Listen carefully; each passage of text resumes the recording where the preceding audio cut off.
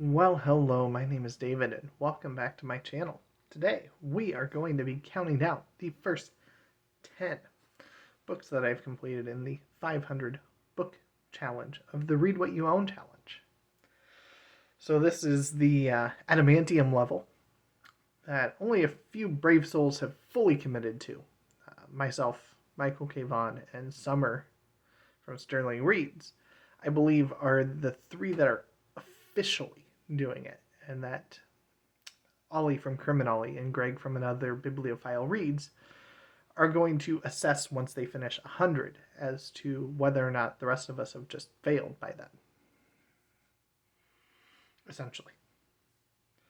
So here are the first 10 that I finished, and I figure this is probably a better way to do this. Instead of weekly read updates, instead of trying to do bi-weekly, monthly, whatever. It's every time I hit 10, I'm going to just stop and talk about what 10 they are. So what this challenge is that we are committed to reading 500 books that we currently own before buying any new ones. Now, a lot of people have caveats that are all throughout there on all these exceptions. Well, if it's a book club pick, I'll have to pick it up and read it. You don't have a library. So the one and only exception that I think is a reasonable one to put is one that Greg included, and that is booktube author.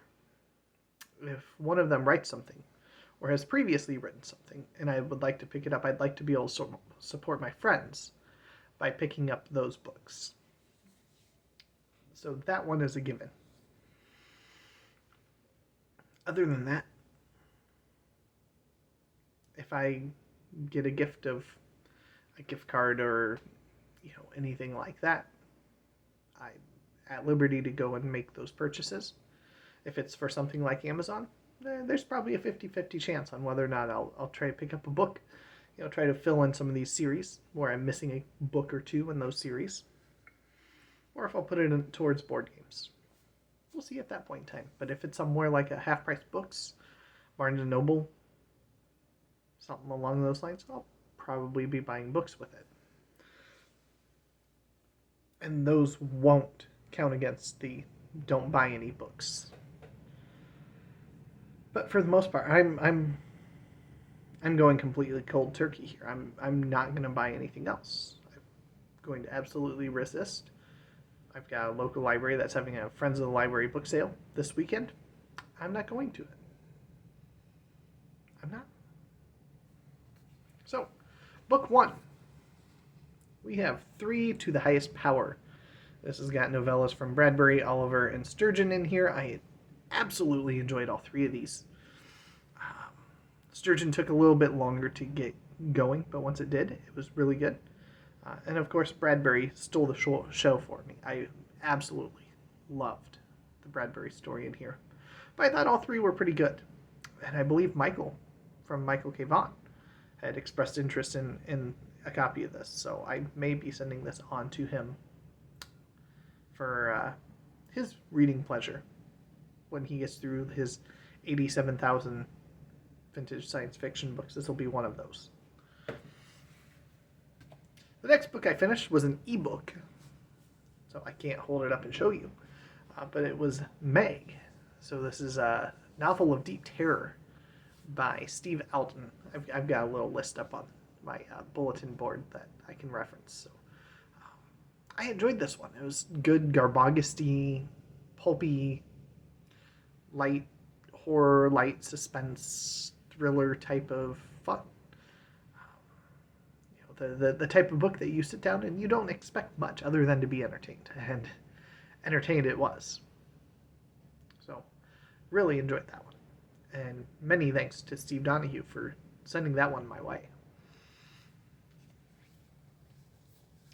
Next, I finished 2 Lives of Charlemagne, Einard and Dr. the Stammerer. So this is 2 different accounts in here. Now, technically, if I really wanted to, I could count this as 2. It was short enough, I'm going to count it as just 1. Yeah. Because the Einard I could read in an hour or less, easily. So I wouldn't count the 3 novellas in there as 3, so I'm not going to count this as 2.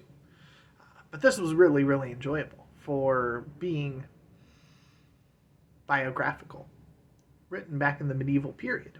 Einard was a contemporary of Charlemagne, and Noctur, I believe, was shortly after, looking back. And both of them wrote extremely well.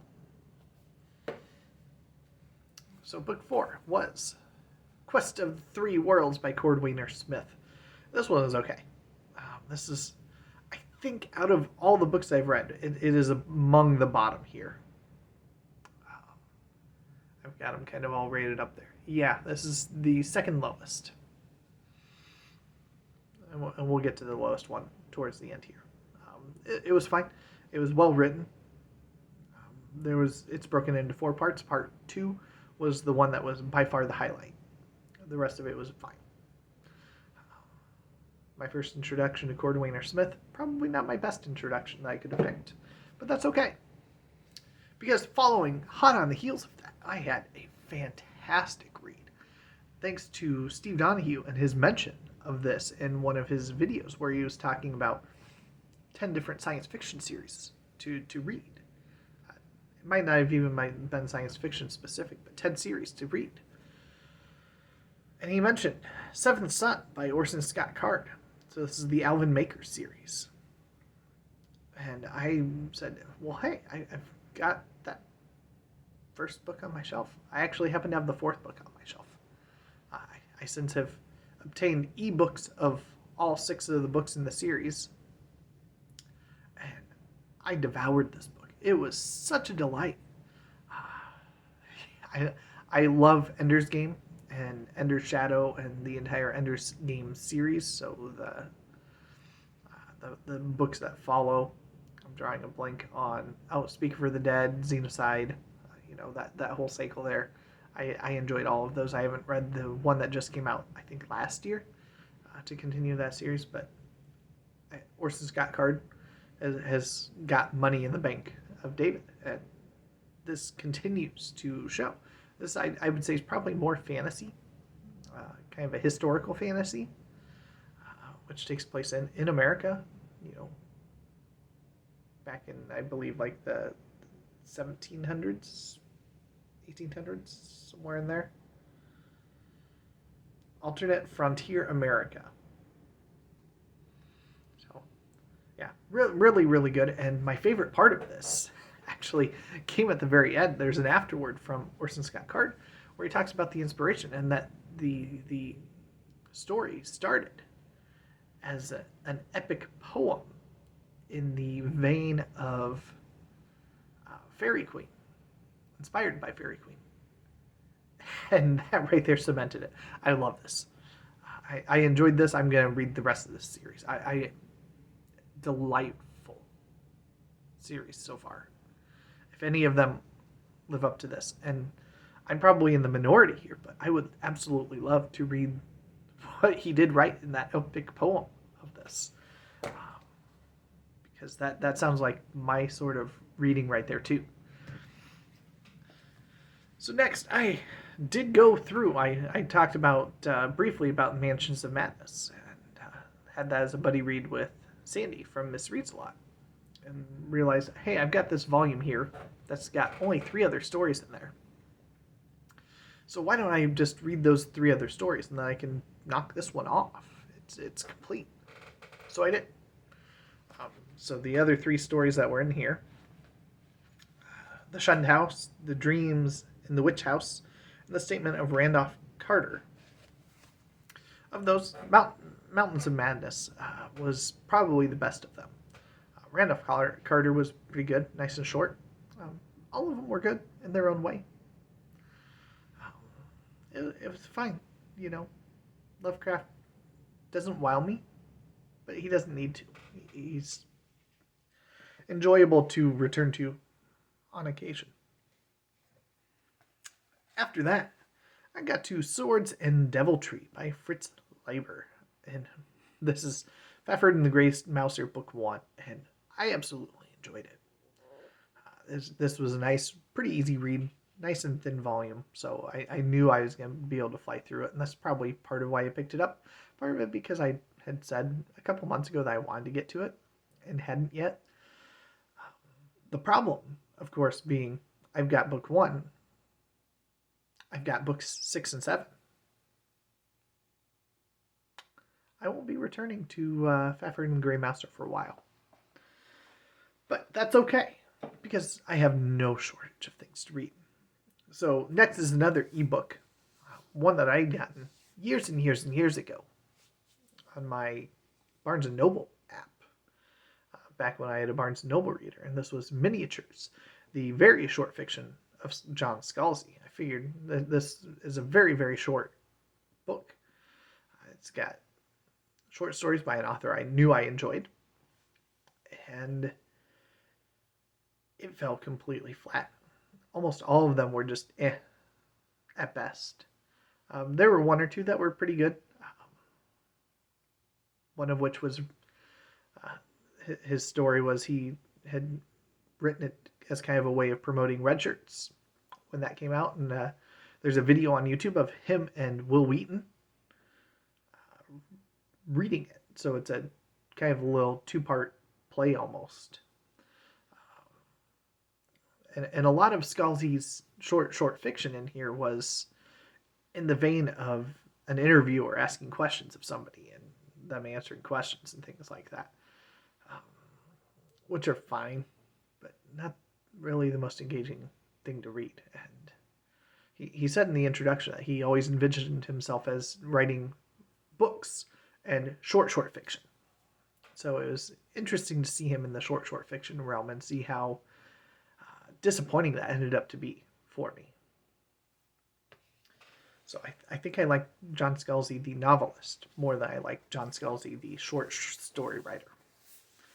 Next was one I picked up on impulse off my shelf.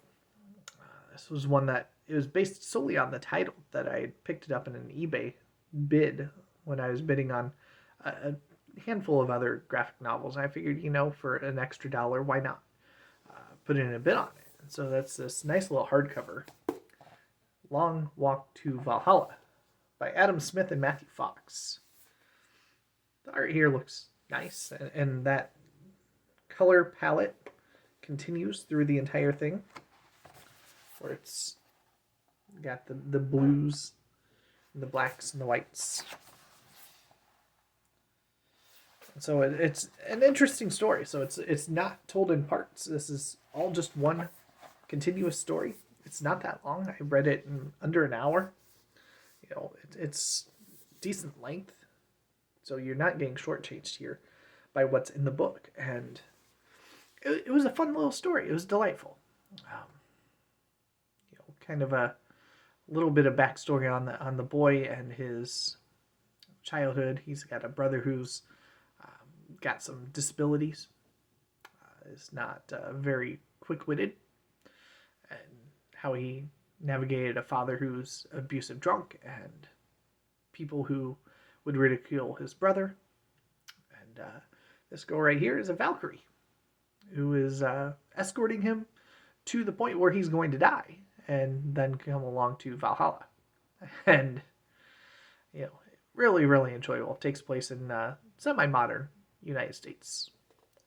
And, definitely, if you see the copy of this at a good price, I absolutely recommend picking it up, because it will be worth the time you spend to read it. And if you don't want to watch for a copy, for something that you'll read once in an hour and be done with, see if your library has it, or if they could get it through an interlibrary loan. Even if it costs you $1 to have them get it in, absolutely worth that $1 to sit down and read this in an afternoon. And then book 10, last but not least, I just finished this one yesterday. And it is the one that has stolen the show. Prior to this, it was Orson Scott Card. But of course, Robert E. Howard takes the crown, the bloody crown of Conan. So this has got 3 tales in here. One of them being a full-length book, the only full-length Conan book that Robert E. Howard wrote. So it's got The People of the Black Circle, which I enjoyed quite a bit. It's got Which Shall Be Born, which is the shorter of the three in here, which was fine.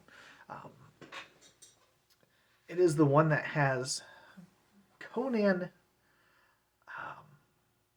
a little less direct. It doesn't directly follow him the whole time.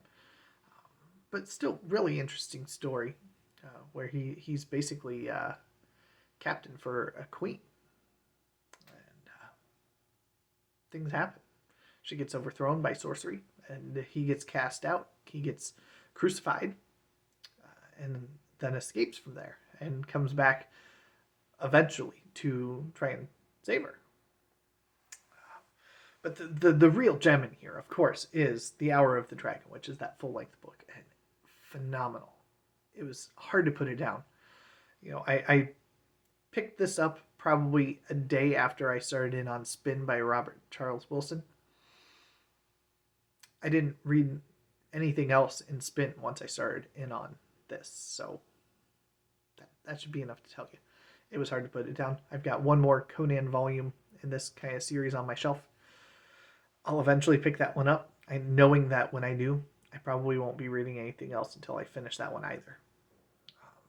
Really, really enjoyable. Strongly, strongly recommend. So there you go. There are the first 10 that I finished.